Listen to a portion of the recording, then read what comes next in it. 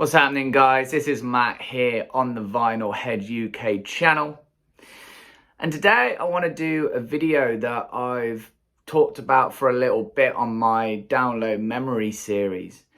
And that's talking about festival headliners and where we see headliners going in the future.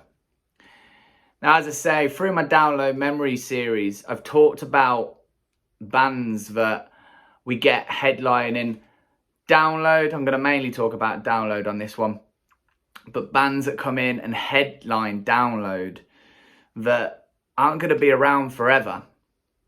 So over the years we've had Metallica, Iron Maiden, Def Leppard, Guns N' Roses, AC/DC, bands like that coming in and headlining. And then we come and get them as repeat bookings. We've had Metallica a few times, Maiden a few times, Def Leppard a few times, AC/DC just for once, and Guns N' Roses a couple of times.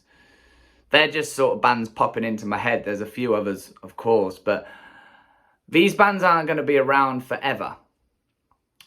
There's only going to be X amount of time left for some of these bands. We've already lost bands of headliner status, so Black Sabbath, for example.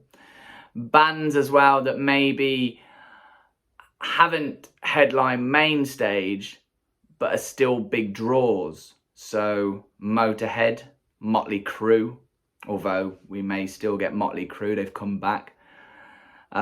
Slayer is another one as well.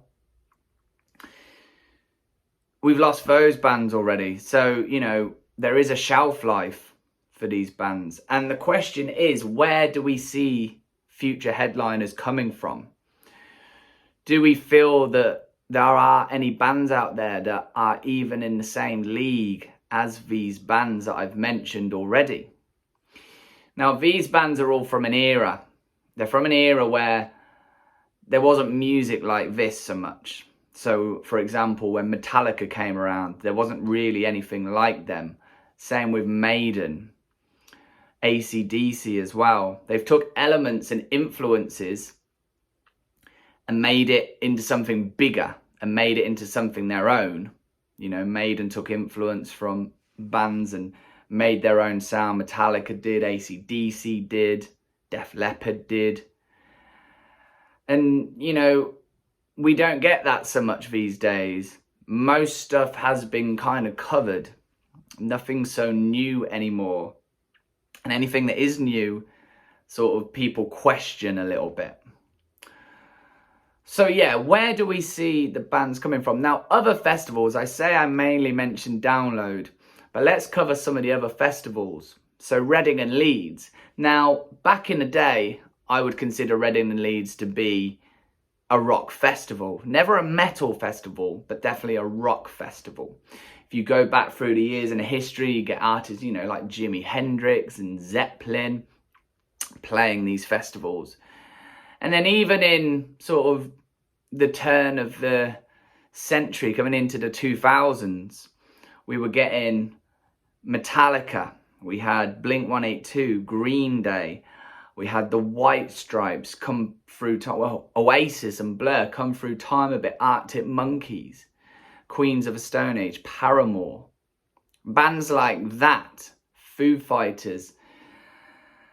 But Reading and Leeds have gone kind of away from rock a little bit. You know, Stormzy, Post Malone are due for the next Reading and Leeds. Eminem we've had before, 50 Cent's been there. Bands like this, more trendy sort of genres and artists coming in to sort of go with the flow. That's the thing with bands that I mentioned with Metallica, Maiden, you know, bands like that. Fans will stick with them. Whereas some of the acts coming into Reading and Leeds, I feel like they're kind of hot for that time. And then they kind of fall away a little bit again. You know, when you look at who we have over recent years. I mean, I look at Reading and Leeds lineup now and I barely know any names on it. I've been to Reading twice just for the day in 2005, 2006. I saw Iron Maiden, and then the next year Pearl Jam. But I mean, on those days we had Slayer, Bullet for My Valentine, Mastodon, Killswitch Engage, Placebo. We had rock acts and metal acts. You know, in other years we've had Slipknot and Avenged Sevenfold, Tenacious D, as I say, like Blink-182, Green Day, bands like that. So they do still pull rock acts in, but I feel it's gone away from that. So I think Reading and Leeds will always be okay because they don't put themselves in a niche. It's not rock and metal, it's a lot of other stuff as well. Glastonbury will always be okay. You know, you look at Glastonbury's headliners, it's pulling from the world of pop and rap and all sorts of things. And it's very diverse. You can have Kylie Minogue and Diana Ross and Dolly Parton as well, to Gojira and Metallica. Artists like that. So it's very diverse. Whereas Download's a bit more niche market. Bloodstock is a niche market. It's a pure metal festival, but Bloodstock can get away with pulling in smaller names, like big names for the festival, but names that don't need to pull in 80, 90,000 people. You look at this upcoming Bloodstock with Creator. Creator in the UK will do sort of academy-sized venues. They won't do arenas yet. I know they've been called in late to replace someone, but there they are headlining. Same with bands like Down and Ghost. I know Ghost have started to crack into the arena market, but Down never have, and yet they can come up and play headline Bloodstock because they're just going on sort of 15,000 max capacity. Bloodstock's a great festival, and there's countless bands that can come in and headline Bloodstock. Maybe it'll get bigger and they can get some bigger names in. There are bigger names that have already done Bloodstock, which have done arena shows. So Motorhead, Slayer, Megadeth, bands like that. Merciful Fate were due to come in, I believe. But yeah, you know, it is niche, and they will always be okay because it is for that market. So you can have these obscure names that fans of Download might think, who the hell is that? But they're okay for Bloodstock, and they will draw for Bloodstock. Download's tricky because like it's 80, 90,000 people, and you have to have substantial names drawn in or brought in to draw in 80, 90,000 people. You look at the upcoming Download next year, Kiss, Iron Maiden and Biffy. Kiss and Iron Maiden will draw in tens of thousands of people. Biffy will draw in a decent crowd as well, maybe day ticketers as well. You have to have the strength there of these bands. Hence why we constantly get Metallica, AC/DC, Def Leppard, Slipknot coming in as well, because they will draw the crowds. Now, there are lots of bands that we haven't had headline at Download that are headliner material. Foo Fighters is the main one. You know, Foos will draw a huge crowd, whatever festival they do, Reading, Leeds, Glastonbury, any of the other ones, they will draw. Dave Grohl we've had with them Crooked Vultures, and I think Taylor has come in, Taylor Hawkins has done a solo thing there, but never had the Foos. Other bands, Green Day, definitely headliner material, we've never had. Blink-182, questionable, you know, what's going on with Mark Hoppus right now. Will we get Blink-182? Van Halen was another we never had. Probably never will, what with losing Eddie Van Halen. Paramore, you could probably throw in there. We've never had Paramore as a headliner. I've had them play, but never as a headliner. Nickelback even, I know that will ruffle a few feathers, but Nickelback's another one that's probably headliner worthy or headliner material, whether you like them or not. There's plenty of bands out there that could still be brought in as fresh headliners. Some of those younger bands, probably Paramore, the youngest one. A lot of those bands, you know, probably got 20 years max still left with them.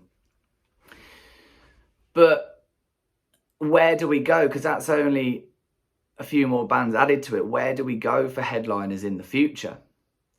Who do we believe could step up into a headliner slot? There's a list, I think, of bands that potentially could go down that route. Whether they do or not, I don't know. Alter Bridge is one. We've seen Alter Bridge do sub-headliner slots twice for Aerosmith. They were also due to sub to Iron Maiden before COVID took away that download. So, you know, Aerosmith and Maiden is the only bands keeping them away from a headliner slot.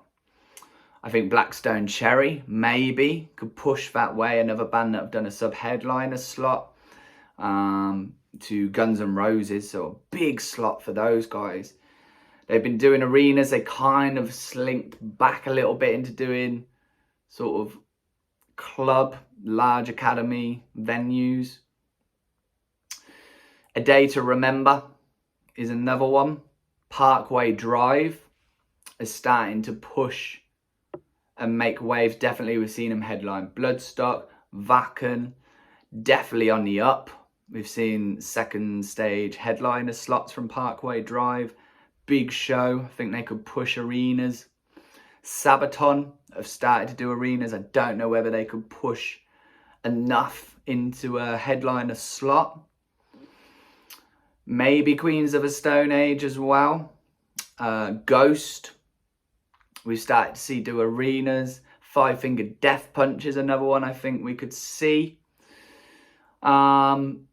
But some of those acts, like with Five Finger, we're going off the strength of the overall bill to do those arena shows. It's not the drawing power of Five Finger Death Punch alone. It's a strong bill to support that, to help sell those tickets. So putting together a stellar lineup. Some of those other bands that I mentioned at the beginning, like Metallica, they don't need other bands to draw the tickets. The ticket sales will go on Metallica or Maiden or whoever alone. The last arena tour Metallica did over here was with Kvelertak supporting. Now, nothing against that band. They're a good band, but they won't sell the tickets. Metallica will. When you look at some of the bills that Five Finger have been on, it's the draw of the rest of the bill as well to sell those tickets. And that's not taking away anything from Five Finger Death Punch.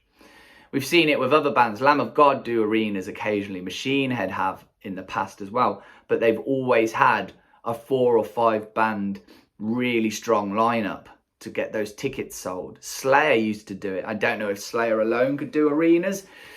But when you added on Lamb of God, or back in the day, Slipknot, Anthrax, whoever, onto the lineup, you're going to shift for tickets. That's not enough really, I guess, for headliners. Most people will look at the headliners and judge whether they want to go to download. You always see it when they announce it. There could be, you know, 3 not great headliners, but amazing rest of the lineup, and people won't go based on the headliners. You don't have to watch for main stage headliners. There's 3, 4 other stages you can pick from. But, you know, are those bands ever going to be big enough to do the headliners? Are they going to have that appeal? No new band is currently anywhere in the league as big as Metallica or Maiden or AC/DC or Guns N' Roses. Will they ever be as big as those bands, in all honesty? You know, are we going to find those bands that can pull in 80, 90,000 people as headliners? We've seen in past years, Download have gone and pushed new headliners, main stage headliners, that is. Slipknot was the first real big one where people really questioned whether they could step up. There were ones before, I guess. Feeder.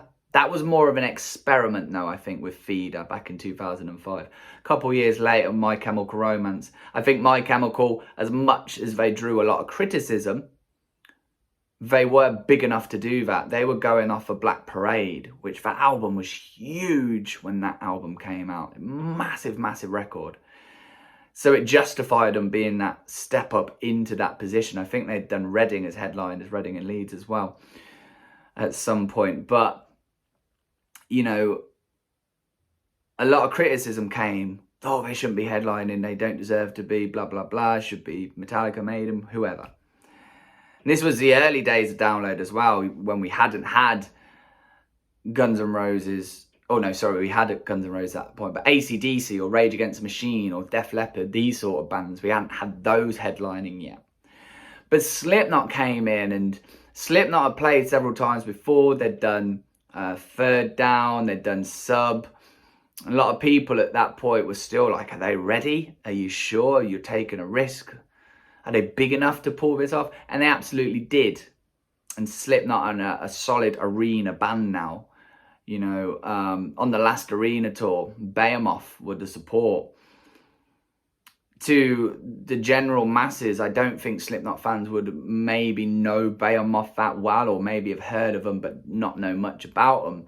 So these guys are doing arenas and selling out arenas based on Slipknot as a name, as a brand, as a band. So, you know, they haven't needed that strength for the rest of the bill so much. But yeah, Slipknot have gone on to headline 3 or 4 times now. They're a draw. Another one was Avenged Sevenfold coming in. Again, we'd had them play Download. They'd worked their way up. We saw them sub to System of a Down. And then they got the chance to do the headliners. 2 headliner slots now that we've had Avenged. Again, the same sort of thing. The criticism. Are they ready? Are they big enough? Can they do it? Avenged have been doing arenas up to that point. And yes, I think it worked out for them. A couple of others, British bands, Muse. Now, Muse were a bit different for Download. You were used to seeing Muse do Glastonbury or Reading and Leeds, festivals like that. To have them at Download was kind of odd. It didn't seem their territory as such. Yes, they're a rock band. Some of their stuff, riffs can be quite heavy. But it was an odd one. But they were at headliner status already. So yeah, they were doing stadiums as well. You know, Wembley Stadium they could do and sell out. So yeah, it made sense bringing them in. A band that hadn't headlined but were able to bring in a large amount of people. Biffy was another one. Biffy had worked their way right up. They'd done 3rd, 2nd, main, sub headline. We saw them sub to Metallica. Lars was the one who vouched for that, brought that one in. His request to have Biffy Clyro sub headline. So yeah, when they got put into headline slot, are they big enough? Can they do it? Can they pull it off? Are they going to be a draw? And again, we've got Biffy coming back next year to headline once again. So you could argue it's pulled off. But I mean, with Biffy, like for next year example, you've got Maiden and Kiss, 2 bands that are going to draw a massive amount of tickets anyway, regardless of what Biffy drawing. If you have a lineup where the headliners are, say, Alter Bridge, Five Finger Death Punch, and Biffy, are you going to still shift 80, 90,000 tickets based on those 3 headliners? Or if you had Parkway Drive and, I don't know, Paramore and somebody else, are you going to draw enough when these bands have gone? You know, Maiden, Metallica, AC/DC, Guns N' Roses, they don't have many years left with them. You know, we are sadly losing musicians, which means bands like Motorhead have had to stop. Bands just want to retire, like Slayer. So, you know, they're not going to be around forever. Are these bands that I've mentioned going to be able to shift for tickets? Are we going to have to see Download with a smaller capacity because the ticket sales aren't going through? Is that going to have a knock-on effect of the strength of lineup for the rest of the bill? Because obviously the amount of tickets sold generates more money. Merchandise as well. You've got 90,000 people buying 1 bit of merch each. That's a lot of money made. If you knock 30, 40,000 people off that, you're not going to make as much money. Your profit's not going to be there as much. You're not going to be able to book the bigger bands. So it's an interesting one. Where do we see the landscape of headliners, definitely for Download, going to be? Comment, let me know what you think. Are there bands that you think could come up as headliners? It's a funny thing though, when headliners are announced, you always see this funny thing of if Def Leppard gets announced, everyone jumps going, why again? Why Def Leppard again? Why can we not have so-and-so or someone new, fresh bands coming in? Why don't we give so-and-so a chance? And yet, you know, as I've mentioned with Slipknot, Avenged, Biffy, when they get announced as new headliners, suddenly it's, where's Def Leppard? Where's Metallica? Why aren't we booking Iron Maiden? AC/DC? It's a funny, vicious circle. You're damned if you do, you're damned if you don't. It's the way I see it with the festival bookers and Andy Coppin. And I've seen a few interviews with Andy Coppin where he's kind of gone along those same lines, where he said, you know, you can't win sometimes.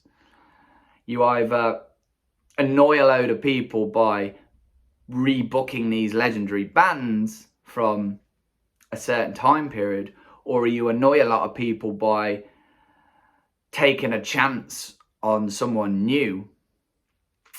And maybe it's that comfort factor, people, you know, comfortable because they know that Metallica can do it and they're used to that. Whereas, you know, are we going to go and watch Avenged Sevenfold fall flat on their backside on this and miserably fail? So it's an interesting one. Another thing I see a lot of, Download occasionally do these things on social media. Who would you like to see headline 2023? Who would you like to see headline next year? Those sort of things. To which you see a lot of comments, and some of the comments you have to think, just, you know, be logical on this. Your favourite band who you see play middle of a day on Third Stage, who on their UK tour will do like an Academy 2 venue. They're not going to go and headline Donington on the main stage, no matter how much you love that band. And you see it all the time when so-and-so's announced and you see whoever on Facebook going, well, what about whoever? I'm a big Every Time I Die fan. I've mentioned about them on my Download Memory series. I'm going to be mentioning them again on Monday, having played 2017. I love that band. And they're a band that is likely to play sort of 4 or 5 down on Third Stage from the top and do small club size venues on UK tours. They're not going to headline main stage at Download. Not in a million years. And that's not a dig at Every Time I Die. I love them. They're an amazing band. I think they should be bigger, but they probably won't be. And I'm happy with that. I'm definitely not going to think they could headline main just because they're one of my favourite bands. And it's being realistic. You know, it's based on draw. You see it even with the rest of the lineup. The band that's on second, you'll argue that why are they not ahead of Korn or Deftones? Well, because it's down to draw and tickets. Deftones and Korn can sell more tickets, most likely, than whoever you like on second on main stage. That's just a fact of booking and ticket sales and draws. That's how it works, you know. So you have to be realistic with these things. Those bands that I listed that I think potential maybe could be future headliners, I'm not a fan of all of them. I've never really been into Parkway Drive. I've never really been into Paramore, Five Finger Death Punch. Yet it's being realistic and looking at the musical landscape and seeing what these bands are doing. As I say, Sabaton have recently announced a UK arena tour. I think probably the first one they've done as an arena tour, unless I'm mistaken. I'm not really into power metal. I'm not really into Sabaton. I don't really get it all that much. But it's interesting to see this band doing that. And if they continue on, could they be a draw as a headliner on a Friday night, for example? Is it a risk that could be taken? Gojira is another one. Gojira is definitely on the up. They were due to play in 2000 and maybe 2001. And they jumped from the Third Stage to third down on main, which is a huge leap. And it shows the popularity has risen. They're still doing academy-sized venues. So right now, probably not ready for a main stage headliner slot. You know, they've done Bloodstock, but as I say, it's more niche. And it's 15,000, not 90,000. So all these questions and that you need to kind of take into account, but I definitely think it's a really interesting thing to look at. I wouldn't say I'm worried, But it definitely is something kind of in the back of my mind where I think, you know, what is the future of the headline landscape? Some festivals are fine. Is this also, going off that point, is this downloads kind of branching out? Will they branch out more away from rock and metal? We've already seen Chase and Status and The Prodigy headline. We've seen Pendulum. Antwoord were a sub-headliner to Slipknot back in 2019. Is this download testing the waters? All those acts are massively popular. We've seen The Prodigy headline. We probably could see Chase and Status headline if they came back. Antwoord probably as well, because they have huge fan bases. And also it's bringing in a different type of fan. Fans not necessarily of rock and metal. And is that download treading the waters? Because they are fully aware that these big pinnacle bands aren't going to be around forever. Could you see download going in a different direction, more alternative, not just rock and metal? We have a little bit already, as I say, but can you see it going in a Reading direction? Could you see Stormzy? Could you see Post Malone coming to Donington? Do you think that's what it's going to have to be to kind of counter the fact that we're going to lose these huge draws in the rock and metal world in the next 10, maybe 20 years? We will have bands around for a while that still could headline, like Slipknot, Avenged, you know, have a good amount of time left in them. But they're limited on number. You know, Kiss are on their farewell tour. Maiden probably have maybe one album left after this one they've just recently announced. Metallica probably have a couple. AC/DC probably don't have much left. Def Leppard, Guns N' Roses, all of these bands, Rage Against the Machine, all of these bands, you know, they're of an age, and they're from a period. So there are, you know, different things to think about. I think it's a really interesting topic to discuss. It's something I've discussed a lot with my friends, people I meet up at Download with, and we talk about the future and where we see the festival going and where we see rock and metal going in general across the board, not just at Download but other festivals as well. When you look at the European festivals, you know, Hellfest next year is an amazing lineup over 7 days. Incredible. But a lot of those bands are from an age headlining that, so you know, what are Wacken and Hellfest going to do and all the other European big rock metal festivals? But yeah, it's one to think about. Drop me some comments. I really want to hear what you guys think. Who you could see headline in the future. Which bands you think are big enough to come in and do that. We can't forget the Pilot as well. Bullet, Enter Shikari and Frank Carter headline that. Yes, it was to a smaller crowd. Could we see Bullet step up to that? Could we see Enter Shikari step up to a full-size Download festival headliner on Main? Bring Me the Horizon's another one. But tell me who you think could headline. Who do you think? Are there any bands that you see getting as big as Metallica, Maiden? If so, why? If not, why? Let me know. Drop me comments. As I say, I think this is a really interesting topic. It kind of affects us all in a weird sort of way. Tell me who you do like seeing, who you don't like seeing when it comes to festival headliners. If you think Download will venture out to become more alternative and go down a Reading sort of front where we used to be rock and metal, but we've come away and we're pulling in sort of a lot of different artists. Could you see someone like Eminem coming in? Let me know. Drop me comments. Wanted to put out this video for a while. Very interesting topic. But yeah, thanks for checking it out. Don't forget to go and subscribe as per normal. Share this with your friends who might want to check this sort of thing out. Hit that like button. Hit the bell for all notifications. And yeah, my name's Matt. This is a Vinyl Head UK channel. I'll be back with more Download Festival memories real soon, as well as more vinyl content. Until next time, I'll see you guys later.